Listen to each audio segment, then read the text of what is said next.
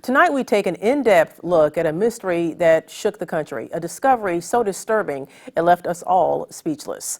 Indiana's most prolific abortion doctor hid more than 2,000 fetal remains in his home. 2 months later, we still don't know why. Wayne 15's Kai Torquay is taking a deep look into the life of Dr. Ulrich Klopfer and the women whose lives he impacted. Before we start, we would like to say this story is neither pro-life nor pro-choice. It's an investigation of how a doctor broke the law by taking home fetal remains and how to make sure something like that never happens again. We want to warn you, some of what you're about to see may be disturbing. Disturbing and unfathomable. In September 2019, more than 2,000 aborted fetuses were found in the home of Indiana's most prolific abortion doctor. And maybe most unsettling, he died before he could explain why. The pictures used in this story to represent the fetal remains help show the gravity of the events as they happened. I was horrified. I stood in my kitchen and I started crying. They were sitting in cardboard boxes in a garage, forgotten and ignored. Just instantly I thought, oh my gosh, what if one of those babies is mine? I think this guy was warped in his head.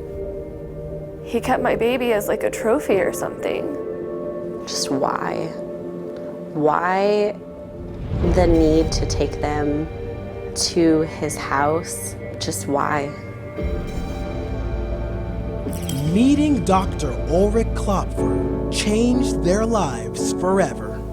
It was excruciating. It was so painful. Abby, Kelly, Jessica, Rachel, and tens of thousands of young women were already feeling anxious about their decision to get an abortion. But his bedside manner, they didn't see coming. He didn't want to know your name. He didn't want to offer any kind of advice. He told me to shut up and stop crying. I begged him. I asked to stop. I started screaming and crying and I said, please stop. I don't want to do this anymore. And he looked at the nurse and told her to keep me quiet because I was going to scare the other patients.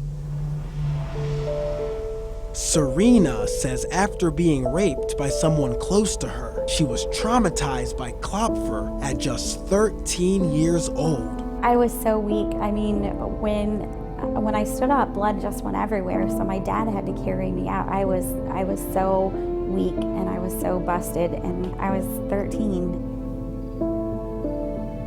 In one of the most tragic stories, Klopfer left pieces of fetus inside of a patient, and she would have died if not for an emergency backup doctor in town. She was so sick and her uterus was so infected with bacteria and pieces of the tissue and baby left inside.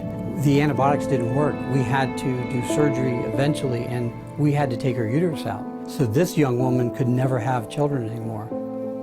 Klopfer's careless actions did catch up with him. His Indiana medical license was eventually suspended, and his clinics in Fort Wayne, South Bend, and Gary closed for unreasonable patient treatment, bad documentation, and not reporting abortions. Is there anything else you want people to know about you and what you do? Anything else?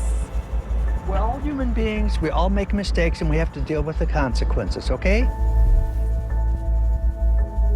But no one knew the chilling secret he would take to his grave until his wife discovered more than 2,000 fetal remains at their Illinois home, in the garage, in boxes, bagged with preservation fluid.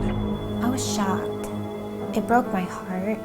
And I did cry. I cried for 2 weeks and I didn't know where to go, and I was emailing every organization that was in the paper. It was like a wound was ripped back open, like I had to go through that pain again. It was like it had happened yesterday. All these thoughts were going through my head, like, what if one of them was mine? Like, what would I do? Endless questions surfaced for his patients and the public. Why did Klopfer keep the fetal remains? Who did they belong to? What does justice look like with Klopfer being dead? As the mystery surrounding the doctor grew, the masses wondered who he was. The little known about him starts in Europe. I had heard about Dresden. Filmmakers Mark and Amber Archer sat down with the almost 80-year-old Klopfer before he died, as he painted the gruesome picture of being a little boy in Germany, surviving one of World War II's most deadly episodes. February of 1945, in between the Americans and the English, they firebombed Dresden for 3 days and 2 nights.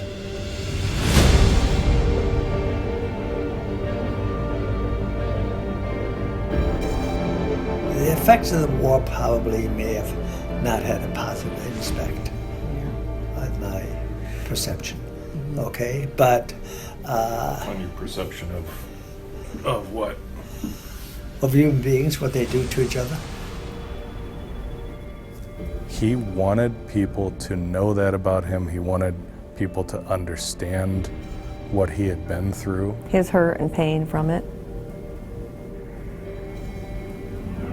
Klopfer is the doctor these women may never understand. The negligent clinics, his bitter bedside manner, the disturbing collection of fetal remains. Even if this mystery isn't solved, they've made it their unwavering mission to make sure the likes of Klopfer never go unchecked again. This all just makes me feel inside like I need to help do something. I do not want someone else to go through what I have gone through. To see their abortionist on TV 20 years later and wonder if one of those babies sitting in a cardboard box in a garage is theirs. That is an ugly, ugly position to be in. New details are slowly emerging from the Klopfer investigation. All the fetuses are from Indiana patients from the years 2000 to 2002. In total, 2,411 fetal remains have been found in Klopfer's house and car. They're now back in their home state and will be buried after the investigation. Kaitor K, Wayne 15 News.